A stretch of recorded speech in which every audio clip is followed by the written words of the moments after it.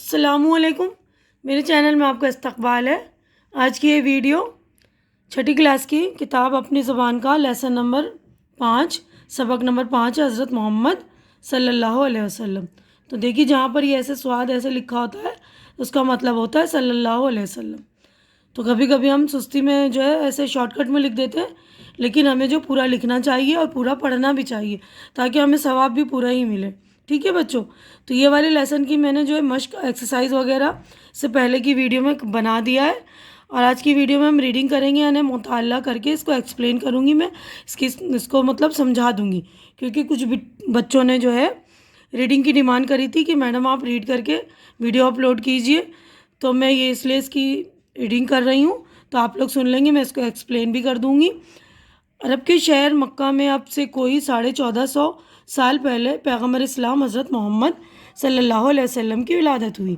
آپ صلی اللہ علیہ وسلم کی پیدائش سے کچھ مہینے پہلے آپ صلی اللہ علیہ وسلم کے والد عبداللہ کا انتقال ہو گیا تھا، یعنی آپ صلی اللہ علیہ وسلم پیدا ہونے کے کچھ مہینے بعد جو ہے آپ کے والد عبداللہ کا انتقال ہو گیا تھا۔ آپ صلی اللہ علیہ وسلم کے دادا عبد المطلب نے آپ صلی اللہ علیہ وسلم کی پرورش کی۔ جب آپ صلی اللہ علیہ وسلم 6 سال کے تھے تو آپ صلی اللہ علیہ وسلم کی والدہ بی بی آمنہ کا انتقال ہو گیا۔ 8واں سال تک یہ دادا بھی وفات پا گئے۔ پھر چچا ابو طالب نے آپ صلی اللہ علیہ وسلم کی سرپرستی کی، یعنی ان کی رہنمائی کی، ان کی دیکھ بھال کی۔ ذرا بڑے ہو کر آپ صلی اللہ علیہ وسلم نے تجارت کی طرف توجہ دی اور بڑی محنت، دیانت اور سچائی سے کاروباری معاملات کیے۔ آپ اس قدر ایمان دار تھے کہ لوگ آپ صلی اللہ علیہ وسلم کو امین یعنی امانت والا اور صادق یعنی سچا کہہ کر پکارنے لگے تھے۔ آپ صلی اللہ علیہ وسلم نہ کبھی جھوٹ بولتے، نہ کبھی کسی کو دھوکہ دیتے، نہ لین دین کے معاملے میں ٹال مٹول، اور نہ کسی بات پر جھگڑتے تھے۔ جو وعدہ کر لیتے اس کو پورا کرتے، چاہے اس میں تکلیف اٹھانی پڑے یا اپنا نقصان ہی کیوں نہ ہو۔ اگر کہیں جھگڑا ہو جاتا تو لوگ فیصلے کے لیے آپ صلی اللہ علیہ وسلم کے پاس آتے۔ اسی زمانے میں کعبہ کی عمارت کو نئے سرے سے جو اسی زمانے میں تعمیر کرنے کی ضرورت پیش آئی۔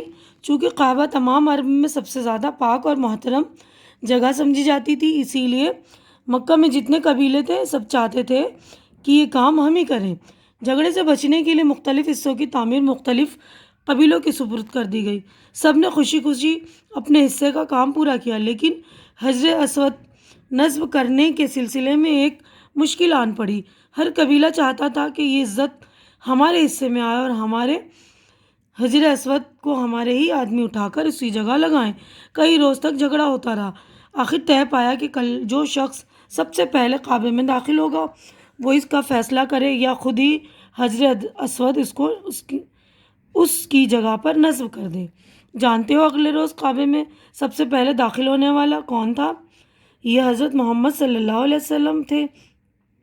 سب پکار اٹھے، لو وہ امین آ گئے، اب یہی اس جھگڑے کا فیصلہ کریں گے۔ پھر آپ صلی اللہ علیہ وسلم کے فیصلے نے واقعی سب کو خوش کر دیا۔ آپ صلی اللہ علیہ وسلم نے کہا، ایک بڑی اور مضبوط چادر لاؤ۔ چادر لائی گئی تو آپ صلی اللہ علیہ وسلم نے اپنے ہاتھ سے حجر اسود اٹھا کر اس پر رکھا، پھر فرمایا، ہر قبیلے کا سردار آگے بڑھے اور اس چادر کا ایک ایک سرا اپنے ہاتھوں میں تھام لے۔ اس طرح وہ لوگ حجر اسود کو کعبے کی دیوار کے پاس لے گئے۔ پھر آپ صلی اللہ علیہ وسلم نے اپنے ہاتھوں سے اٹھا کر اسے صحیح جگہ پر رکھ دیا۔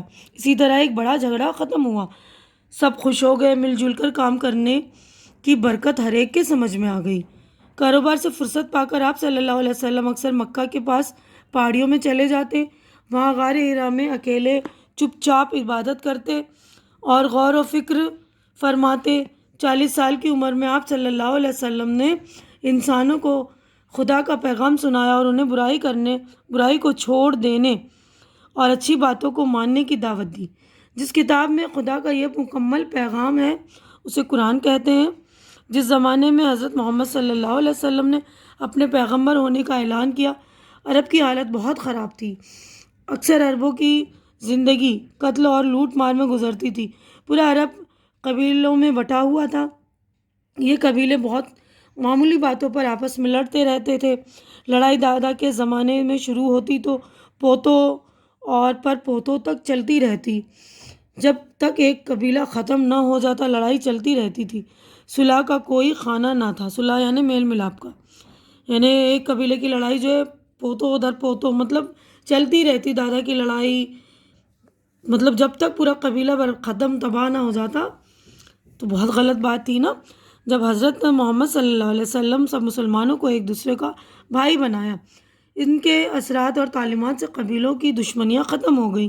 مساوات اور بھائی چارے کا سبق صرف عرب تک محدود نہ رہا، یعنی وہیں تک اس کی لمٹ نہیں تھی کہ بھائی چارے کا سبق جو ہے اور بھائی چارے اور مساوات کا سبق جو ہے عرب تک ہی نہیں رہا۔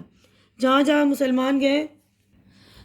مسلمان گئے مساوات کا تحفہ ساتھ لے گئے۔ مساوات یعنی برابری کا، یعنی سب کو ایک جیسا سمجھنا، ایک برابر ماننا۔ جن جگہوں پر سماج میں سخت قسم کی اونچ نیچ تھی وہاں بھی مساوات اور بھائی چارے کا چرچا ہونے لگا۔ حضرت صلی اللہ علیہ وسلم سے پہلے عرب میں عورتوں کی حالت بہت خراب تھی۔ بعض قبیلے تو بچیوں کو پیدا ہوتے ہی مار ڈالتے تھے۔ جن قبیلوں میں بچیاں قتل نہ کی جاتی تھیں ان میں بھی عورت کی حیثیت لونڈی سے بہتر نہ تھی۔ لونڈی یعنی کہ نوکرانی کی۔ حضرت صلی اللہ علیہ وسلم کی تعلیمات اور اثر نے نہ صرف یہ کہ قتل و ظلم کو ختم کیا، عورت کو سماج میں باوقار درجہ دیا۔ اب عورت ماں باپ کے ورثے میں حصہ پانے لگی۔ دنیا میں سب سے پہلے اسلام نے عورت کی حالت کو بہتر بنایا، اور بھی طرح طرح کی غلط رسمیں عام تھیں۔ آپ صلی اللہ علیہ وسلم نے لوگوں کو ان برائیوں سے روکا۔ آپ صلی اللہ علیہ وسلم نے یہ تعلیم دی کہ خدا ایک ہے، وہی عبادت کے لائق ہے، اور محمد صلی اللہ علیہ وسلم خدا کے رسول ہیں۔ اس آواز کا اٹھنا تھا کہ مخالفتوں کا طوفان اٹھ کھڑا ہوا۔ مکہ کے سردار کو اپنی سرداری خطرے میں نظر آنے لگی۔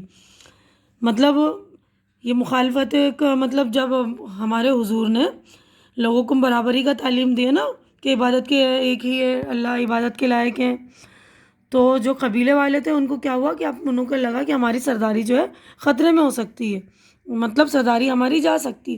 تو انہوں نے پہلے تو حضرت محمد صلی اللہ علیہ وسلم کا مذاق اڑایا اور پھر انہیں طرح طرح کے لالچ دیے۔ اب صلی اللہ علیہ وسلم نے فرمایا اگر یہ لوگ میرے دائیں ہاتھ میں سورج رکھ دیں اور بائیں ہاتھ میں چاند تب بھی میں اللہ کے کام سے ہاتھ نہ اٹھاؤں گا، یا تو اس کام کو انجام دوں گا یا اپنی جان قربان کروں گا۔ یعنی پہلے تو ان کا مذاق اڑایا گیا، پھر ان کو لالچ دی گئی کہ انہوں نے سوچا کہ لالچ سے مان جائیں گے، لیکن ہمارا حضور حضرت محمد مصطفیٰ صلی اللہ علیہ وسلم نے کیا کہا کہ آپ لوگ مجھے چاند اور سورج بھی دے دو تب بھی میں اللہ کے کام سے ہاتھ نہ اٹھاؤں گا، یعنی حق کی بات کروں گا، ہے نا، اپنے کام کو انجام دوں گا، جس کام کے لیے میں آیا ہوں دنیا میں بلایا گیا ہوں وہ کروں گا، یا تو اپنی جان قربان کروں گا، ہے نا۔ پھر مکہ والوں نے آپ صلی اللہ علیہ وسلم کو طرح طرح کی دھمکیاں دی، تکلیفیں پہنچائی کہ یہ آواز دب جائے۔ ان کا ظلم بڑھتا ہی رہا۔ وہ راستہ چلتے ہوئے آپ صلی اللہ علیہ وسلم پر گندگی پھینک دیتے، دروازے کے سامنے کانٹے بچھا دیتے۔ آپ صلی اللہ علیہ وسلم کو اور آپ صلی اللہ علیہ وسلم کے ساتھیوں کو طرح طرح سے ستایا جاتا۔ آپ صلی اللہ علیہ وسلم نے اور آپ صلی اللہ علیہ وسلم کے ساتھیوں نے ساری مخالفتوں کو 13 برس صبر کے ساتھ جھیلا اور حق کے راستے سے بالکل نہ ہٹے، یہاں تک کہ سن 622 عیسوی میں آپ صلی اللہ علیہ وسلم مکہ چھوڑ کر مدینہ چلے گئے۔ آپ کے اس سفر کو ہجرت کہا جاتا ہے، یعنی مکہ سے جب وہ مدینہ گئے تو اس سفر کو کہتے ہیں ہجرت، اور اسی واقعے سے ایک نیا سن شروع ہوا جس کو سن ہجری کہا جاتا ہے۔ حضرت محمد صلی اللہ علیہ وسلم جب مدینہ پہنچے تو اس وقت آپ صلی اللہ علیہ وسلم کی عمر 53 سال کی تھی۔ مدینہ میں کچھ لوگ پہلے ہی اسلام قبول کر چکے تھے۔ انہوں نے آپ صلی اللہ علیہ وسلم کا اور آپ صلی اللہ علیہ وسلم کے ساتھیوں کا دل سے استقبال کیا، ہر طرح کی مہمانداری کی۔ انہوں نے کہا یہ آنے والے ہمارے بھائی ہیں، اس لیے ہمارے مال و دولت میں برابر کے شریک ہیں۔ تو دیکھیے مدینہ میں جو ہے کچھ لوگ پہلے ہی مسلمان ہو چکے، تو جب آپ صلی اللہ علیہ وسلم ہجرت کر کے مکہ سے مدینہ گئے تو لوگوں نے آپ کے جو ہے بالکل دل سے استقبال کیا اور ان کو کہا کہ ہمارا جو ہے مال و دولت آپ کا ہی ہے، ہم بھائی بھائی ہیں۔ تو مدینہ آ کر آپ صلی اللہ علیہ وسلم نے سب سے پہلے ایک مسجد تعمیر کی۔ سب نے مل کر اس کام میں دل و جان سے حصہ لیا۔ حضرت محمد صلی اللہ علیہ وسلم بھی سب کے ساتھ گارا مٹی اور پتھر اٹھا کر لاتے تھے۔ اس طرح ایک چھوٹی سی مسجد بنی. اس کے ایک طرف چھوٹے چھوٹے کمروں میں حضرت محمد صلی اللہ علیہ وسلم اور ان کے گھر والے رہتے تھے. ان کے لیے کوئی محل نہ تھا نہ دربار، وہی مسجد سب کچھ تھی. مدینہ میں تشریف لانے کے بعد آپ صلی اللہ علیہ وسلم کی مقبولیت اور اثر میں روز بروز اضافہ ہوتا گیا اور 10 سال کے اندر سارے عرب میں اسلام پھیل گیا. آپ صلی اللہ علیہ وسلم نے ہمیشہ سادہ زندگی بسر کی. بازار سے سودا سلف خود لاتے، بکری کا دودھ خود دھوتے. تو جو لوگ میرے چینل میں نئے ہیں یا جنہوں نے میرا چینل سبسکرائب نہیں کیا تو پلیز میرا چینل سبسکرائب کر لیں، کیونکہ چینل کا سبسکرائب کرنا بالکل فری ہے. آپ لوگ میرا چینل سبسکرائب کریں گے تو میری حوصلہ افزائی ہو جائے گی. تو پلیز میرے چینل سبسکرائب کیجئے اور میرے چینل کی وزٹ کیجئے اور پلے لسٹ میں جا کے دیکھیے. میں نے اور بھی ٹاپکس پر ویڈیو بنائے ہیں، گرامر وغیرہ کی اور کلاسز کی بھی ویڈیو بنائی ہے. تو آپ لوگوں کی میں نے جو ہے 6ٹھی کلاس کی جو اپنی زبان کی کتاب کے بھی سارے جو ہے مشق وغیرہ کی ویڈیو مکمل کر دی ہے. تو کچھ لیسن کی ریڈنگ رہ جاتی ہے، وہ بھی مکمل کر دوں گی انشاءاللہ تعالیٰ. تو اب ہم آگے بڑھتے ہیں کہ جب حضور صلی اللہ علیہ وسلم مدینہ میں آئے تو آپ کی جو ہے مقبولیت روز بروز بڑھتی گئی اور 10 سال کے اندر جو سارے عرب میں اسلام پھیل گیا.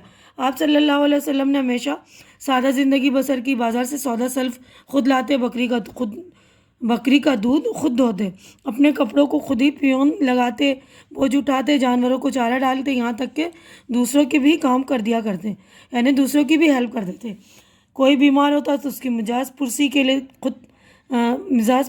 پرسی کے لیے ضرور تشریف لے جاتے اور اس کی تیمارداری کرتے، یعنی خدمت کرتے. بیماروں کی خدمت کرنے کو تیمارداری کرنا کہتے ہیں. آپ صلی اللہ علیہ وسلم نے بچوں سے بہت پیار کرتے تھے. ان کے سر پر شفقت سے ہاتھ پھیرتے، ان کے لیے دعا بھی فرماتے. ایک بار آپ صلی اللہ علیہ وسلم نے فرمایا، بچے تو خدا کے باغ کے پھول ہیں. آپ صلی اللہ علیہ وسلم بچوں سے ہنسی مذاق بھی کرتے اور ان کے ساتھ کھیل میں بھی شریک ہو جاتے. 63 سال کی عمر میں 63 یعنی 63 سال کی عمر میں حضرت محمد صلی اللہ علیہ وسلم کا وصال ہوا اور مسجد نبوی صلی اللہ علیہ وسلم کے اسی حجرے میں سپرد خاک کیے گئے جس میں آپ صلی اللہ علیہ وسلم کی وفات ہوئی تھی. یعنی وہی مسجد جس کی تعمیر آپ نے مدینہ میں کی تھی نا، وہیں رہ رہے تھے اور وہیں ان کی وفات ہوئی اور وہیں پہ ان کو مدفن کیا گیا، یعنی سپرد خاک کر دیے گئے.